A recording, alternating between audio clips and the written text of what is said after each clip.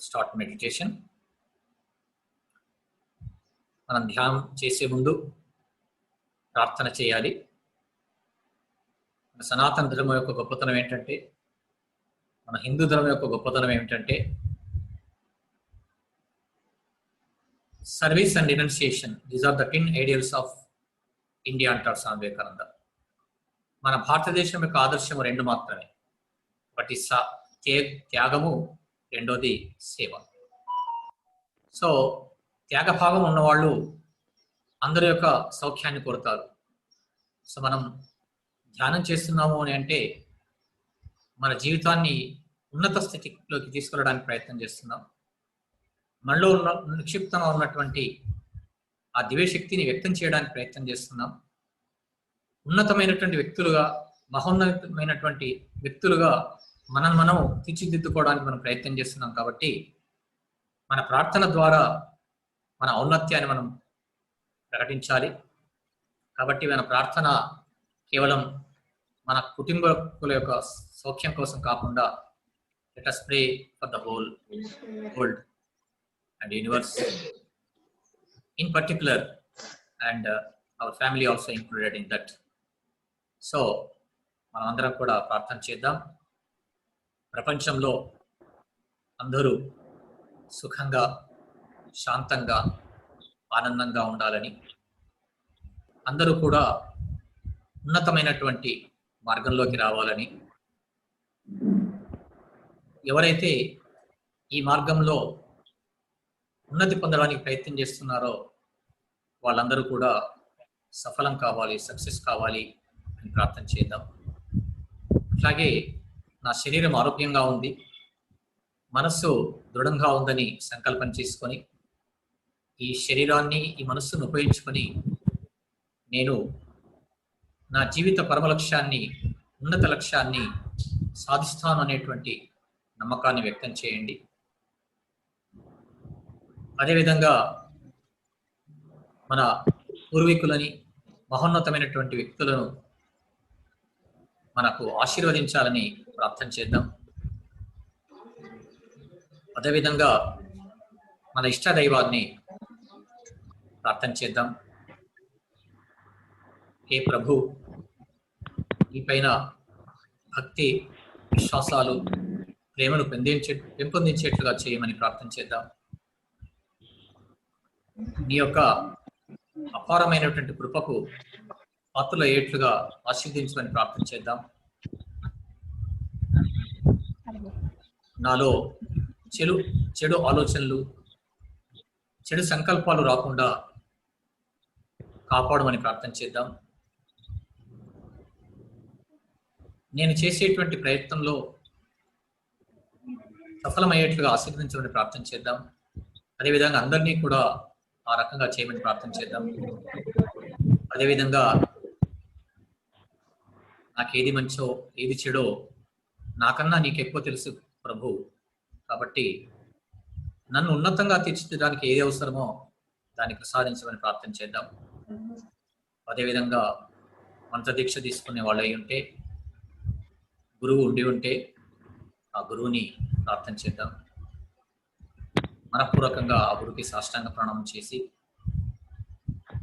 అదేవిధంగా సర్వవ్యాపకుడు, సర్వోత్తర్యామి, సర్వశక్తివంతుడైనటువంటి పరమాత్మ మన ఇష్టదైవంగా అవతరించాడని సంకల్పం చేసుకొని మన హృదయంలో left side heart, physical heart ఉంటుంది, దానికి రైట్ సైడ్ స్పిరిచువల్ హార్ట్ ఉంటారు.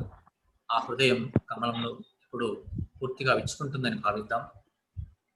ప్రకాశవంతంగా వెలుగుతుంది. ఆ హృదయ కమలంలోకి మన అంతర్యామిగా ఉన్నటువంటి ఆ పరమాత్మను అక్కడ వాసిల్లం చేద్దాం. ఆ కోమలమైనటువంటి 8 దళాలు కలిగినటువంటి ఆ హృదయ కమలంలో మన ఇష్టదైవం ఆశ్రయుడై ఉన్నారు. మన ఎదురుగా కూర్చొని ఉన్నాడని భావిద్దాం. మనస్సుని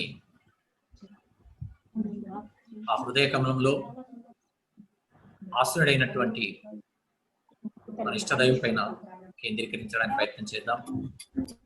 ఆయన యొక్క దివ్య పాదాలను, చేతులను, భుజాలను, కంఠాన్ని, ముఖాన్ని మనస్సులో దర్శిద్దాం. మళ్ళీ ఆయన యొక్క ముఖాన్ని, కంఠాన్ని, భుజాలను, చేతులను, పాదాలను మనం చూస్తూ ఈ ఆవృతం ఈ రకంగా మనస్సుని మన ఇష్టదైవం పైన పెట్టడానికి ప్రయత్నం చేద్దాం. మొట్టమొదట పూర్తి రూపం పైన పెట్టడానికి ఇబ్బందికరంగా ఉంటుంది కాబట్టి ఒక్కొక్క దివ్య అంగం పైన మనస్సును కేంద్రీకరించి హృదయ కమలంలో మనస్సు, అందులో ఆశ్రయుడైనటువంటి ఆ పరమాత్మ యొక్క దివ్య అంగాలపైన మనస్సును పెట్టుకుండాలి. మనస్సు మధ్యలో బయటకు వెళ్ళిపోతుంది. ఎతో నిశ్చరతి మనశ్చంచలమస్థిరం తతో తతో నియమ్యేతి ఆత్మన్యేవ వశన్యేత్. ఎప్పుడెప్పుడైతే మనస్సు బయటకు వెళ్ళిపోతుందో, వెళ్ళినప్పుడల్లా మీకు తెలుస్తుంది, దాన్ని మళ్ళీ ఆధీనంలోకి తీసుకొచ్చి ఇష్టదైవం యొక్క హృదయంలో ఉన్నటువంటి పాదాల దగ్గరికి తీసుకురండి. మన లక్ష్యము కనీసం 15 నుంచి 17 సెకండ్ల వరకు ఇతర ఆలోచనలు రాకుండా మన మనస్సుని ఇష్టదైవం పైన కేంద్రీకరించడానికి ప్రయత్నం చేద్దాం.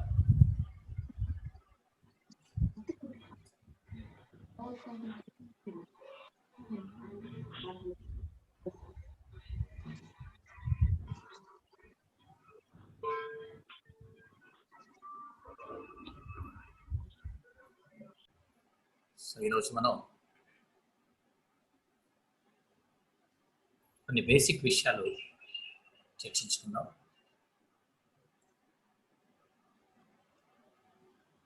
గత కొన్ని నెలలుగా ప్రపంచమంతా కూడా కరోనా ప్రభావితానికి లోనయ్యారు. సో ఈ సందర్భంగా సమ్మర్లో కొన్ని క్లాసులు తీసుకోవడం జరిగింది కొంతమంది యువకులకు. ఆ సందర్భంగా వాళ్ళకి కొన్ని సంశయాలు, డౌట్స్ వచ్చాయి. They are all well learned and intellectuals.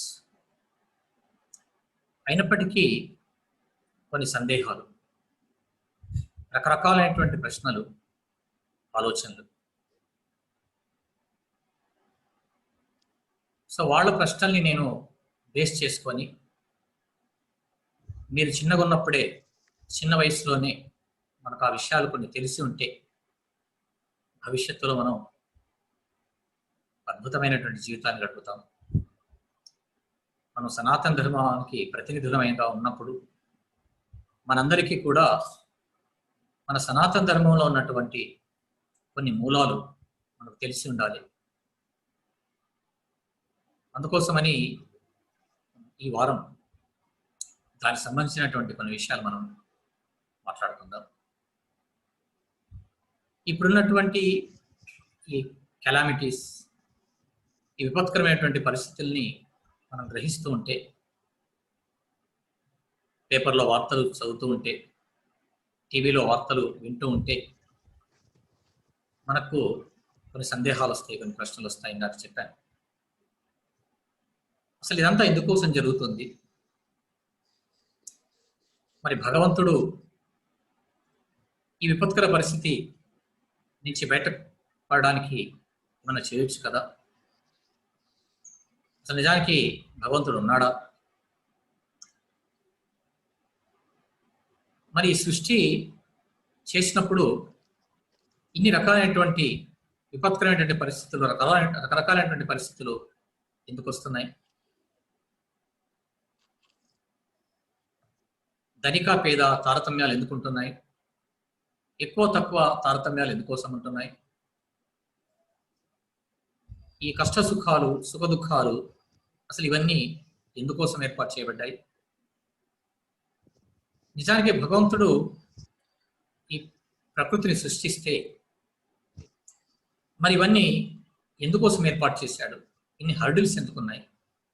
ఇన్ని కష్టాలు ఎందుకున్నాయి? సో ఇట్లాంటి ఆలోచనలని మీకు కూడా కొందరికి వచ్చి ఉండొచ్చు ఆలోచిస్తుంటే. సాధారణంగా పెద్దలకు కూడా ఇలాంటి ఆలోచనలు వస్తాయి.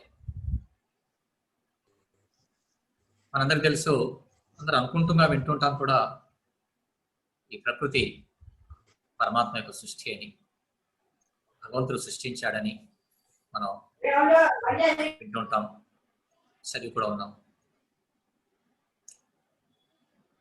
సో మొదటి ఒక ఆలోచన,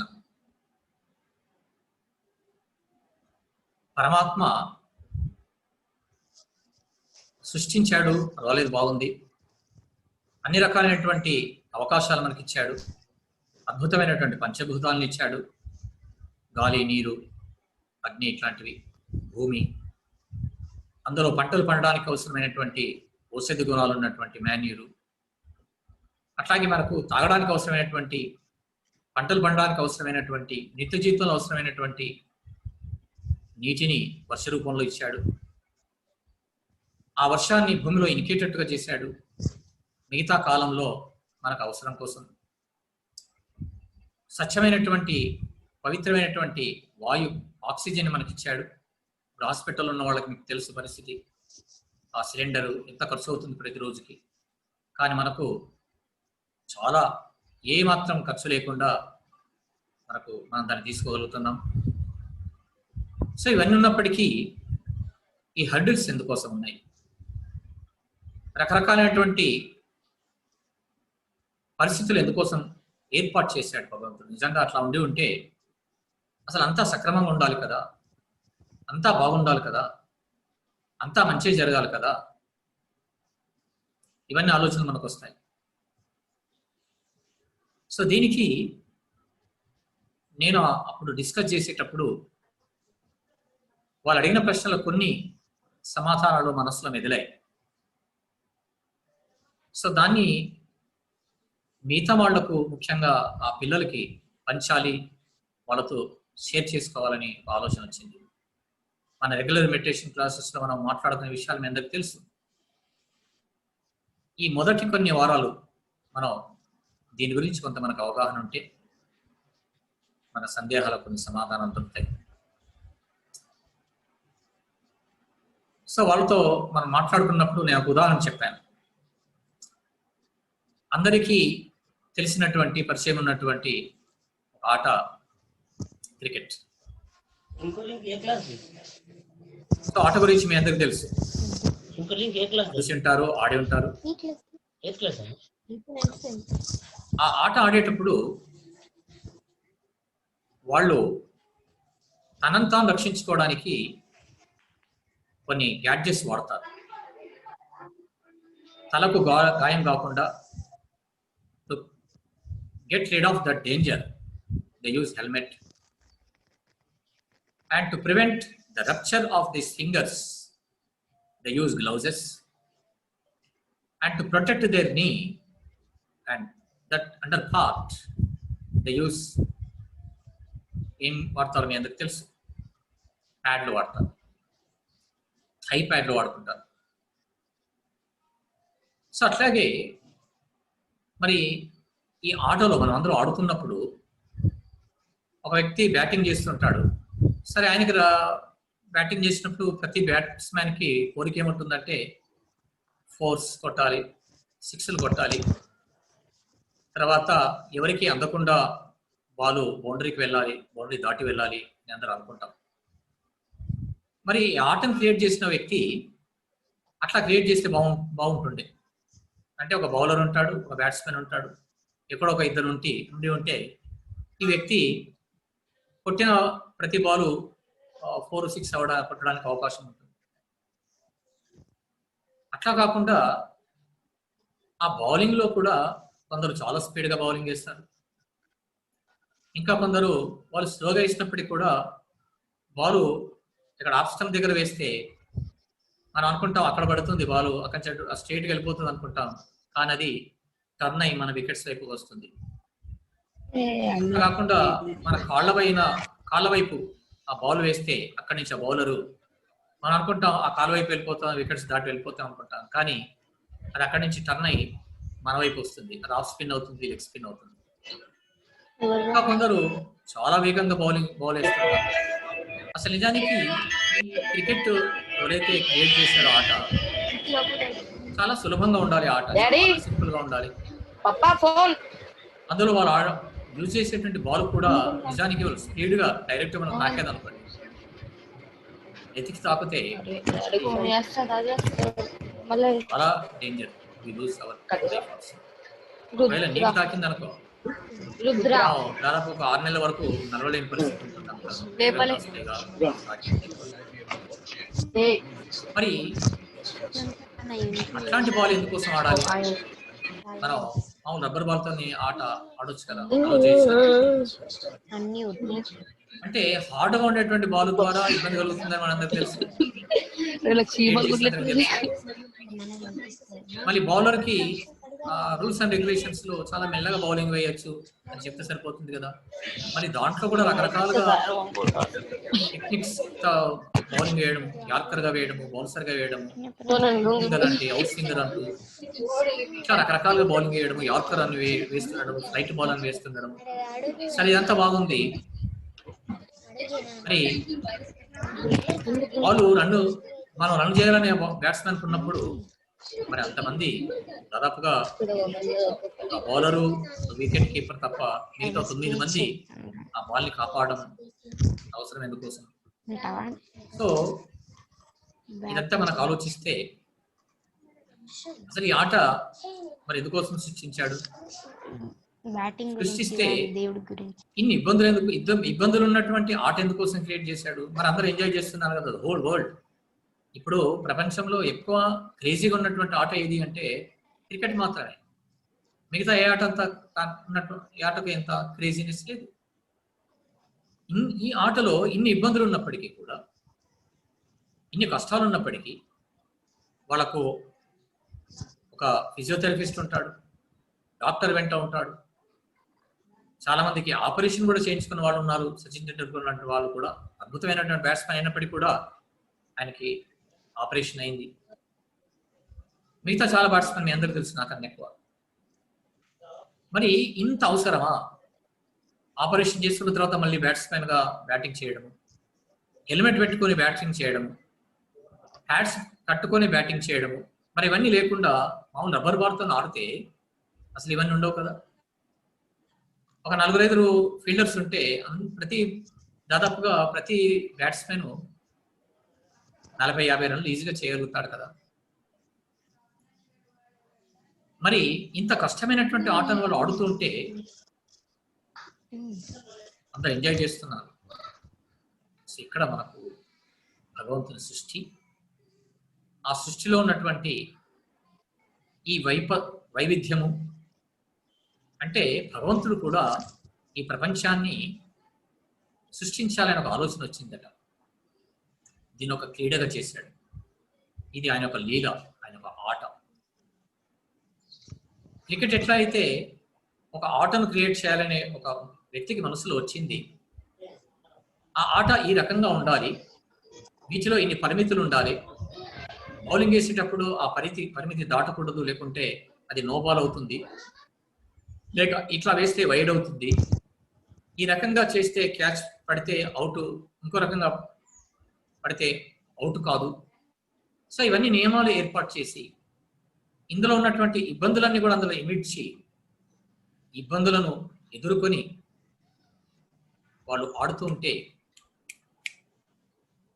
ఆ ఆట మనమందరం ఎంజాయ్ చేస్తున్నాం. సో ఇక్కడ మళ్ళీ మొదటికి వద్దాం. భగవంతుని యొక్క సృష్టి, ఆయన యొక్క ఆట, ఆ ఆటలో ఆ జీవితం అనేటువంటి జీవితం యొక్క ఆట అని అంటాం. ఈ ఆటలో ఎన్ని వైవిధ్యం, ఎన్ని రకాలైనటువంటి ఒడిదుడుకులు ఉన్నాయి, ఇబ్బందులు ఉన్నాయి. ఈ ఇబ్బందులు ఎందుకోసం ఏర్పాటు చేశారు? 15th August or 26th January, of course, this year there is no scope to you people. And remaining days లో మీ అందరికీ కొన్ని కాంపిటీషన్స్ కండక్ట్ చేస్తారు. High jump, long jump. ఆ ఆట, హై జంప్ ఆట ఆడించేప్పుడు ఆ వ్యక్తిని బట్టి, ఆ స్టూడెంట్ యొక్క క్లాసును బట్టి నువ్వు ఎంత హైట్ జంప్ చేయాలో వాళ్ళు డిసైడ్ చేస్తారు. మొదటి రౌండ్లో 5th క్లాస్ స్టూడెంట్స్ వాళ్ళకి పార్టిసిపెంట్స్కి సర్టెన్ హైట్ వాళ్ళు డిసైడ్ చేసి దాన్ని ఓవర్టేక్ చేసి జంప్ చేయాలని. అందులో ఒక 20 మంది పార్టిసిపేట్ అవుతారు. అందులో ఒక 10 మెంబర్స్ దాన్ని దాటుతారు. సో దాంట్లో మళ్ళీ ఒక కొందరిని ఫిల్టర్ చేయాలని ప్రైజ్ ఇవ్వాలి కాబట్టి ఫస్ట్, సెకండ్, థర్డ్ మళ్ళీ ఏం చేస్తారు, ఆ కొంతమందికి ఇంకొంత హైట్ కొద్దిగా పెంచేస్తారు. పెంచి మిగతా వాళ్ళని మళ్ళీ ఫిల్టర్ చేయడానికి మళ్ళీ వాళ్ళను హై జంప్ కోసం మళ్ళీ రన్ చేయమని అంటారు. సో ఆ రకంగా వాళ్ళ యొక్క సెలెక్ట్ అయినటువంటి వాళ్ళ యొక్క కెపాసిటీని బట్టి ఆ హైట్ని పెంచుతారు. అట్లాగే క్లాస్ పెరిగిందనుకోండి, 9th క్లాస్ వాళ్ళకి 10th క్లాస్ వాళ్ళకి అదే ఆట మనం ఆడించేప్పుడు వాళ్ళు ఆ హైట్ని ఉంచారు. ఆ హైట్ ఆ స్థాయికి తగినటువంటి హైట్ని డిసైడ్ చేసి ఉంచుతారు. మళ్ళీ అందులో సెలెక్ట్ అయిన వాళ్ళకి పెంచుతూ పోతుంటారు. సో మనము క్రియేట్ చేసినటువంటి ఈ ఆటలో వ్యక్తులను యొక్క సామర్థ్యాన్ని కొలవడానికి, వ్యక్తుల్లో ఉన్నటువంటి నైపుణ్యాన్ని మనం అంచనా వేయడానికి, ఆ ఆట ద్వారా ఆనందాన్ని చూసేవాళ్ళు పొందడం కోసము, ఆ ఆటలో ఆ హర్డిల్ని దాటి మనము ఒక సాధించామనేటువంటి మనకు తృప్తి కలగడానికి మనము ఇన్ని రకాలైనటువంటి ఆటలు, రకరకాల ఆటల్లో రకరకాలైనటువంటి కండిషన్స్ ఉంటాయి, చాలా ఇబ్బందులు ఉంటాయి. ఇంకా కొంత అయితే ప్రాణాలకి తెగించి ఆడేటువంటి ఆటలు, వెహికల్ రేసే ఆటలు మీ అందరూ చూసుండొచ్చు. అది కొంత స్లిప్ అయి ఉంటే వాళ్ళు కొంత దూరం వరకు దాన్ని డ్రాగ్ చేసి కింద పడిపోయి ఉంటారు. వాళ్ళు హెల్మెట్ పెట్టుకొని రకరకాలైనటువంటి ప్రొటెక్టివ్ మెజర్స్ పెట్టుకొని వెళ్తుంటారు. అట్లాగే ఎవరెస్ట్ ఎక్కేటువంటి వాళ్ళు వాళ్ళ ప్రాణానికి హాని ఉంటుందని తెలుసు, ఆక్సిజన్ లభించదని తెలుసు, పైకి వెళ్ళినప్పుడు ఆహారం దొరకదని తెలుసు, అయినప్పటికీ వాళ్ళు అక్కడ చేరడానికి ప్రయత్నం చేస్తారు, దాన్ని రీచ్ అవడానికి ప్రయత్నం చేస్తారు. అందులో కష్ట సుఖాలని వాళ్ళు ముందే బేరీజ్ వేసుకుంటారు. They estimate, they hypothesized and they try to face that challenge, and when they reach there they get immense happiness. అట్లాగే ఈ భగవంతుడు అంత సౌకర్యంగా ఉండి అన్ని రకాల ఇబ్బందులు లేకుండా సృష్టించి ఉంటే, నిజంగా అట్లా సృష్టించి ఉంటే అసలు మనము మనుషులుగా ఉండేవాళ్ళం కాము. ఇప్పుడు కరోనా రావడానికి కారణం అందరూ అనుకుంటున్నారు చాలా, అది కొన్ని మన గుణపాఠం నేర్పింది అని, మన ఆచార వ్యవహారంలో కొన్ని మార్పు తీసుకొచ్చిందని, మన వ్యవహారంలో మార్పు తీసుకొచ్చిందని, మన నడకలో మార్పు తీసుకొచ్చిందని, మన ఆలోచనలో మార్పు తీసుకొచ్చిందని, మన జీవన విధానంలో మార్పు తీసుకొచ్చిందని మనం మాట్లాడుకుంటున్నాం. దాని గురించి మనం తర్వాత మాట్లాడదాం. మనం స్టూడెంట్ లైఫ్లో దాన్ని ఎట్లా మనం కోపప్ చేయాలి. సో అదేవిధంగా అది ముందు క్లాసులో మనం చర్చించిన తర్వాత మనం రెగ్యులర్గా మనం రోజు ప్రతి సండే క్లాసులో ఏం మాట్లాడుకుంటున్నాం దాని గురించి లోతైన విషయాలు చర్చించుకుందాం. సో ఈ రకమైనటువంటి రకరకాలైనటువంటి ఆటలలో మనం మానవుడు సృష్టించిన ఆటల్లోనే ఇంత వైవిధ్యం ఉంది, ఇన్ని ఒడిదుడుకులు ఉన్నాయి, ఇన్ని కష్ట సుఖాలు ఉన్నాయి. అయినప్పటికీ దాన్ని సాధించేటువంటి అవకాశాలు, అర్హతలు చాలా మందికి ఉన్నాయి. రీచ్ అయినటువంటి వాళ్ళు కూడా చాలా మంది ఉన్నారు. సో ఒక మానవుడు సృష్టించినటువంటి ఈ ఆటలో ఇన్ని నిబంధనలు ఏర్పాటు చేసినప్పుడు, మరి భగవంతుడు సృష్టించినటువంటి సృష్టిలో మానవుడందరికీ శక్తి సామర్థ్యాలు ఏర్పాటు చేశాడు. మనలో అంతర్లీనంగా ఆత్మ ఉంది, చైతన్యవంతమైన ఆత్మ ఉంది, దానిలో అపారమైన శక్తి ఉంది, నిగూఢంగా ఉంది. దాని సావేకంగా each soul is potentially divine, the goal of life is to manifest the divinity అని అన్నారు. సో మనని మామూలుగా సృష్టించలేదు, మనకి బుద్ధిని ఇచ్చాడు, జ్ఞానాన్ని ఇచ్చాడు, విచక్షణ జ్ఞానాన్ని ఇచ్చాడు, శక్తి సామర్థ్యాలను ఇచ్చాడు, ఇంద్రియాలను ఇచ్చాడు, మనస్సుని ఇచ్చాడు. వీటన్నిటిని ఉపయోగించి ఇన్ని రకాలైనటువంటి వైవిధ్యాలు ఉన్నప్పటికీ కూడా దాన్ని ఓవర్కమ్ అయి నీ జీవితాన్ని సాధించు. నీవు ఆటలో ఎట్లయితే ఇబ్బందులు ఎదుర్కొని వాడు ఆ ఆటగాడు, ఆ వ్యక్తి రన్స్ చేస్తే మనం ఆయన మెచ్చుకుంటాం, గొప్పవాడుగా పరిగణిస్తాం. ఇబ్బందులను ఎదుర్కొని రన్లు చేస్తే గొప్పగా అంటాం. అట్లా కాకుండా రబ్బర్ బాల్తో ఆడుతూ ఒక 2-3 ఫీల్డర్స్ ఉండి మామూలుగా బౌలింగ్ వేసి ఎవరైనా సెంచరీస్ చేసి డబుల్ సెంచరీ కానీ ట్రిపుల్ సెంచరీ కానీ చేసినప్పటికీ కూడా మనం మెచ్చుకోం. ఒడిదొడుకులను ఎదుర్కొని, కష్టాలను ఎదుర్కొని ఆ ఛాలెంజెస్ని ఎదుర్కొని అతను మంచి పరుగులు చేస్తే, మంచి బౌలింగ్ చేస్తే, మంచి ఫీల్డింగ్ చేస్తే అప్పుడు అతన్ని మనం గొప్పవాడుగా చేస్తాం. సో అతను పొందినటువంటి ఆనందం చాలా గొప్పగా ఉంటుంది. సో అట్లాగే జీవితంలో భగవంతుడు ఏర్పాటు చేసిన ఈ ప్రపంచంలో ఈ ఆటలో ఇవన్నీ ఉన్నాయి. దీంట్లో మనం విజేతలుగా ఉండాలి. వాటిని బ్యాటింగ్ ఇవన్నీ కట్టుకొని వెళ్ళే ముందే బౌలింగ్ బాగా స్పీడ్గా వేస్తాడేమో, బౌన్సర్లు వేస్తాడేమో, ఇన్ స్వింగర్లు వేస్తాడేమో, యార్కర్లు వేస్తాడేమో అని భయపడుతుంటే ఆ వ్యక్తి ఆడలేడు. అట్లాగే ఈ జీవితంలో కూడా జీవితమైనటువంటి ఆటను ఆడాలి అని అంటే నువ్వు సంసిద్ధుడై ఉండాలి. దానికి కావాల్సినటువంటి ప్రాక్టీస్ నువ్వు చేయాలి. వాళ్ళు నిరంతరం ప్రాక్టీస్ చేస్తారు, దాని గురించి ఆలోచిస్తారు. అంతకుముందున్నటువంటి ఆటగాళ్ళ యొక్క ఆటని టీవీలో చూస్తుంటారు. అట్లాగే మనం కూడా ఈ జీవితమైనటువంటి ఆటలో గెలుపొందాలి అంటే, కష్ట సుఖాలను ఎదుర్కోవాలి అంటే, వీటిని అధిగమించాలి అంటే మనమంతరం దానికి సంసిద్ధులు ఉండాలి. మన భక్తి యోగంలో శీతోష్ణ సుఖ దుఃఖేషు సమస్తంగా వివర్జిత అతుల్య నిందా సుతిరిమోని సంతుష్టో ఏనకేన చిత్ అనేకేత స్థిరమతి భక్తిమాన్మే ప్రియో నరః. ఆ భగవంతుడు సృష్టించిన తర్వాత ఎవడు నాకు ఇష్టమైన వాడు అంటే అనికేత స్థిరమతి తుల్య నిందా స్తుతిర్మోని సంతుష్టో ఏనకేన చిత్. మనకు టైం లేదు దీన్ని వివరించడానికి. తుల్య నింద స్తుతిర్మోని, చాలా దృఢంగా స్ట్రాంగ్గా ఉన్నటువంటి వాడిని నేను మెచ్చుకుంటాను, ఇష్టపడతానని చెప్పాడు.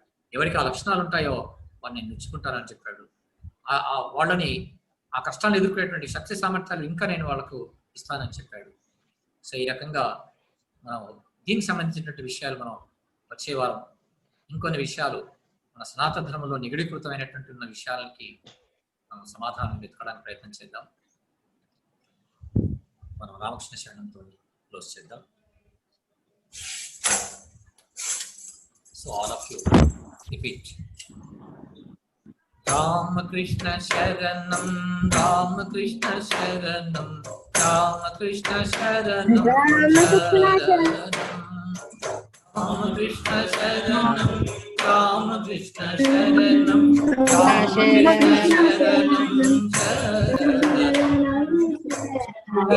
శరణాగతోహం శరణాగతోహం శరణాగతోహం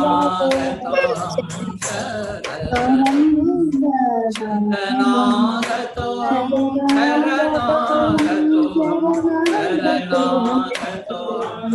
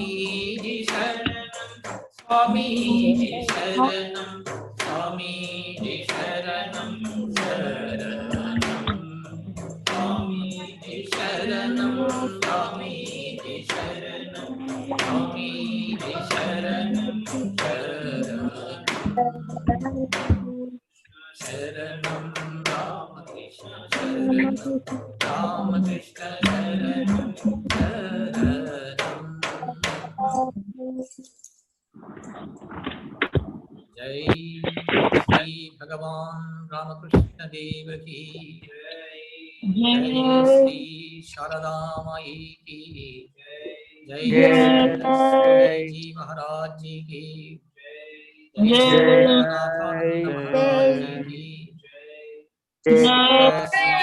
श्रीनो भवन्तु Shri रामकृष्णार्पणमस्तु. So thank you very much for spending this Sunday time with me. So let us continue the same tempo in next Sunday also. So thank you very much, and I extend my thanks to our parents also for their cooperation. Namaskar to them.